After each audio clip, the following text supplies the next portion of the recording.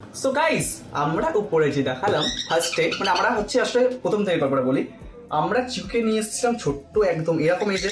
তো সেখান থেকে আস্তে আস্তে চিকুকে বড় করার পর আমাদের মধ্যে বন্ডিং এতটাই সুন্দর হয়ে যায় যে চিকুকে দেখে মনে হয় যে না, আমার ঘরেও এরকম বেবি হতে পারে। সো আমরা নিয়ে আসা হচ্ছে দুটো পেয়ার সানকুনুর। তো তার মধ্যে দুটো পেয়ারের কালার খুবই সুন্দর ছিল। তো নিয়ে আসার পর আমরা ফার্স্টে মোটামুটি ভিডিও আনিনি, বিকজ আমরা চেয়েছিলাম ওটা রেজাল্ট পাই তারপরে আমরা ভিডিও আনবো। তো আমরা গত 2 থেকে 3 মাসের পর আমরা রেজাল্ট পাই।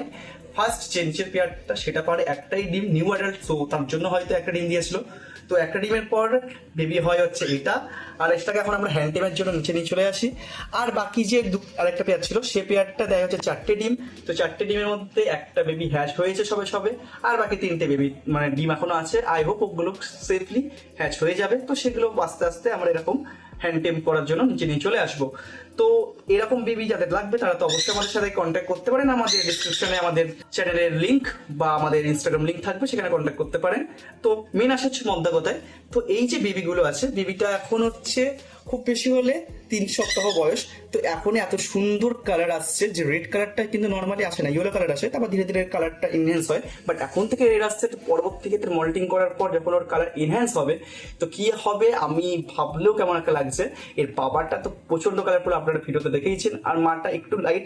বাট যেগুলো নতুন বেবি ফুটতে চলেছে তো সেগুলো দুটোই একদম মিডিয়াম আর কি রেড ফ্যাক্টরের মধ্যে আছে। তো সেগুলো সব করে আর কি একদম গুড কোয়ালিটি। তো এই এখন বেবি, আর বেবিটা এখন খাইয়েছে, তাও তাও এইভাবে দেখুন না কত অ্যাক্টিভ, এই দেখুন অ্যাক্টিভ। তো খাইয়েছে, তাও পেটে ক্রপে খাবার আছে, তাতেও এখন এত অ্যাক্টিভ। তো এগুলো রেখে দিই। আগের বছর আমরা যেটা নিয়ে এসেছিলাম সেটা হচ্ছে ইউলো সাইড কোন দোকানা। তো তার মধ্যে বাবুগাজির থেকে নিয়ে এসেছিলাম। তো প্রথমে নিয়ে আসার পরে ফিমেলটার মধ্যে পায়ের প্রবলেম ছিল। সো আমরা আবার এটাকে এক্সচেঞ্জ করে নতুন যে ফিমেল পাই সেই ফিমেলটার এজ একটু কম ছিল। তো অনেক দিন ধরে রাখার পর কাকুরা একটু ডিসঅ্যাপয়েন্টেড হয়ে গেছিল, কারণ কোনো রেজাল্ট পাচ্ছিল না আর নোংরাও করছিল অনেক।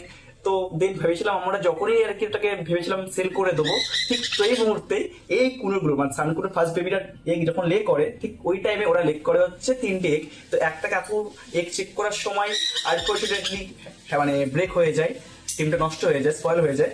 বাট দুটো বেবি এখনও আছে যেগুলো একদম হ্যান্ড টেমের জন্য নিয়ে আসা হয়েছে। তো এই হলো ফার্স্ট ইউরোসাইড বেবি, এটা হচ্ছে বড় বেবিটা।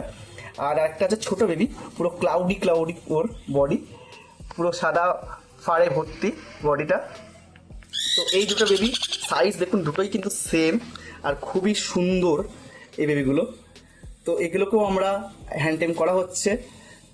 তো এটাকে রেখে দিই, ছোটো বেশি।